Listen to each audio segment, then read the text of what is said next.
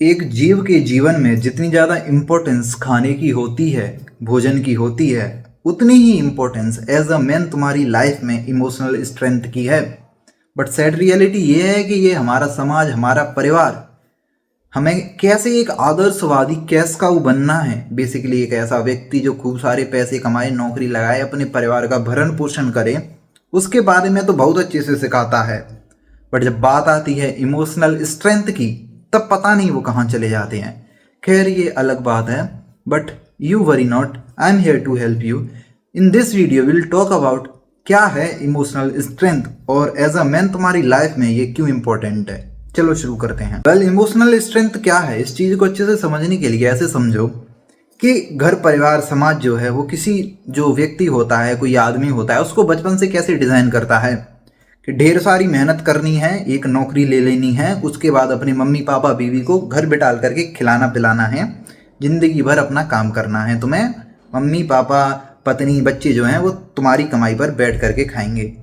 मुझे लगता है एज अ मैन हमें ये बिल्कुल करना चाहिए। मैं इसके अपोज बिल्कुल नहीं हूँ, क्योंकि हम मर्द हैं, हमारे ऊपर हमारी पूरी फैमिली बिल्कुल डिपेंडेंट होनी चाहिए। इतने गट्स, इतने गोटे तो हमारे अंदर होने चाहिए कि हम उनका पेट भर सकें, ठीक है।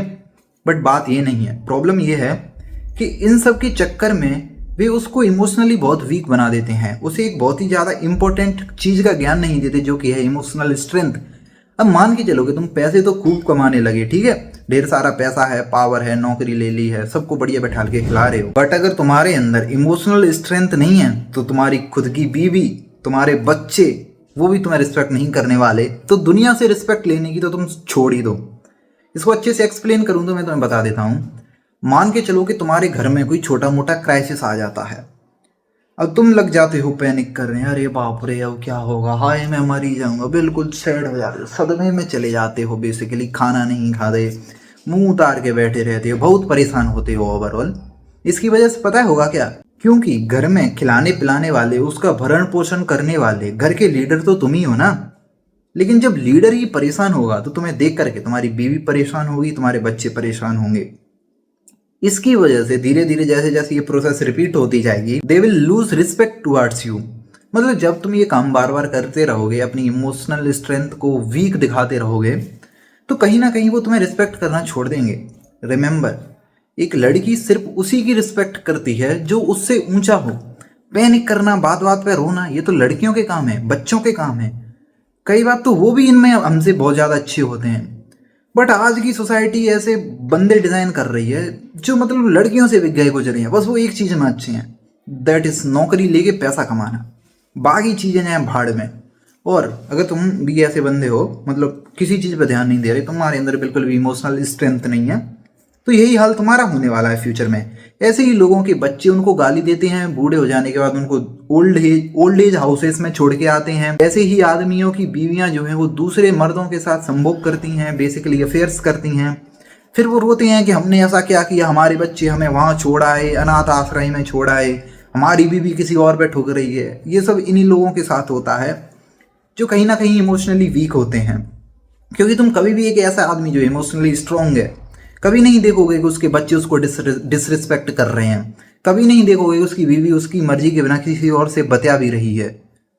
समझ रहे हो तुम लोग। ये बात मैंने तुम्हें इसीलिए बताई ताकि तुम लोग ये अच्छे से समझ पाओ कि इमोशनल स्ट्रेंथ तुम्हारी लाइफ में कितनी ज़्यादा इंपॉर्टेंस है। सबसे पहले हम लोग बात करते हैं कि तुम कैसे फिगर आउट कर सकते हो कि तुम्हारे अंदर इमोशनल स्ट्रेंथ है या नहीं। Then we will talk about that how can you develop, अगर नहीं है तो। एंड आई एम 99% श्योर तुम्हारे अंदर बिल्कुल भी नहीं होगी। सबसे पहला साइन है कि जैसे ही तुम्हारे जीवन में कोई छोटा मोटा क्राइसिस आता है, तुम्हारी हार्ट बीट एकदम से हाय हाय हाय टॉप लेवल पे पहुंच जाती है। जैसे ही कोई क्राइसिस आता है तुम बड़े परेशान हो जाते हो, अब क्या होगा, मैं मर ही जाऊंगा।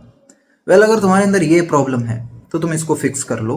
तुम्हारे अंदर बिल्कुल भी इमोशनल स्ट्रेंथ नहीं है, तुम वीक हो। बेसिकली यार इमोशनल स्ट्रेंथ की मैं तुम्हें क्या साइन बताऊं, सिंपल सी बात है, जब कोई क्राइसिस आता है तुम परेशान हो जाते हो, पगलाने लग जाते हो। मैंने तुम्हें वो एग्जांपल बताया, उससे तुम अच्छे से समझ गए होगे। अगर तुम्हारे अंदर लगता है कि तुम इमोशनली वीक हो, तो मैं तुम्हें जो चीज़ें बताने वाला हूँ उनको अपनी लाइफ में अप्लाई करो, और ये जो प्रॉब्लम्स आने वाली हैं उससे अपने आप को बचा लो। चलो उन्हीं के बारे में बात करते हैं। देखो, अगर तुम्हें इमोशनल स्ट्रेंथ डेवलप करनी है, या फिर अगर कहें कि तुम अपने आप को इमोशनली वीक नहीं दिखाना चाहते, तो जैसे ही तुम्हारी लाइफ में कोई भी प्रॉब्लम आए तो एकदम से पैनिक मत करो। आराम से रहो, चीज़ों को कामली एनालाइज करो एंड देखो कि तुम वहाँ पे क्या कर सकते हो। अगर कुछ नहीं कर सकते तो कम से कम अपने फेस पर, अपने एक्शंस में वो चीज़ें मत दिखाओ कि लोगों को लगने लगे कि तुम इमोशनली वीक हो। बस यही कर सकते हो अगर इमोशनल स्ट्रेंथ को बिल्डअप करना है एंड योर इमोशनल वीकनेस को छुपाना है। और हाँ, इमोशनल स्ट्रेंथ जो है वो एकदम से नहीं आती, ये धीरे धीरे तुम्हारे एक्शन से आती है, तुम्हारे आसपास के समाज पर डिपेंड करती है। ये डिपेंड करता है कि तुम्हारे मम्मी पापा कैसे हैं। अगर तुम्हारे मम्मी पापा बात बात पर परेशान होने वाले हैं देन तुम भी उनको देख करके यही सीखोगे कि बच्चा तो होता ही कच्चा घड़ा है, उसे जैसा चाहो वैसे शेप में ढाल दिया जाता है, संगति का असर। और फिर तुम ऐसे वीक फादर के साथ रह रहे हो तो तुम भी वीक बनोगे। हमारा आसपास का समाज जो है वो हमारी इमोशनल स्ट्रेंथ को बहुत ज़्यादा इफेक्ट करता है। मैं सही बताऊं तो मैंने अपने पापा की लाइफ में इतने स्ट्रगल देखे हैं बट आज तक मैंने उसके चेहरे पर रति भर परेशानी नहीं देखी। और तुम एक बात बताओ, मैंने देखा है कि कैसे कितनी भी परेशानी आ जाने पर मेरा बाप टस से मस नहीं होता। तुम्हें क्या लगता है मैं रोने लग जाऊंगा छोटी मोटी बातों पर? अब मैं जो हूँ मैं उनसे एज में काफ़ी ज़्यादा छोटा हूँ बट जहाँ तक मुझे लगता है मैं इमोशनल स्ट्रेंथ के मामले में उनसे भी बहुत ज़्यादा बेटर बनने वाला हूँ। तो ये हमारे आसपास के परिवार पर बहुत ज़्यादा निर्भर करता है। तो अब अगर तुम्हारे मम्मी पापा स्ट्रांग नहीं है तो क्या तुम भी वीक बन जाओगे? देखो, चांसेस बहुत ज़्यादा हैं बट तुम इसको रोक भी सकते हो। रोक सकते हो बाय अवेयरनेस। अगर तुम्हें पता है कि तुम्हारे मम्मी पापा बात बात पर परेशान होने लगते हैं तो तुम्हें परेशान होने की बजाय उनके साथ जाना है एंड उन्हें समझाना है। अगर वो रो रहे हैं तो उन्हें बताना है कि रोते नहीं है, एवरीथिंग विल बी ओके। मतलब कहीं ना कहीं सारी चीज़ें ठीक तो हो ही जानी हैं, ठीक नहीं भी होंगी तो लड़ेंगे, हम ठीक करेंगे। रोने से क्या हो जाएगा? रोने से बस परेशानी बढ़ेगी। रोने से तुम अपनी रिस्पेक्ट लूज करोगे, अपनी सर्वनिटी लूज करोगे, संप्रभुता कहते हैं जिसको। तो इससे अच्छा है कि चीज़ों को कामली एनालाइज करो, उनको हैंडल करो। अब मेरे पास कोई ऐसी टॉनिक नहीं है जैसे मैं तुम्हें दे दूँ and you will be emotional strong, very very emotional strong. तो तुम्हें धीरे धीरे टाइम के साथ डेवलप करनी पड़ेगी। वैसे अभी वीडियो को लंबी नहीं करते हैं, मैंने तुम्हें बताया इमोशनल स्ट्रेंथ तुम्हारी लाइफ में कितनी ज़्यादा इंपॉर्टेंस है। और अगर तुम्हें लगा है कि मैंने तुम्हें कुछ वैल्यूएबल सिखाया है, कुछ अलग सिखाया है तो you can join me. By the way, मत करो ज्वाइन, जरूरी नहीं है, ठीक है।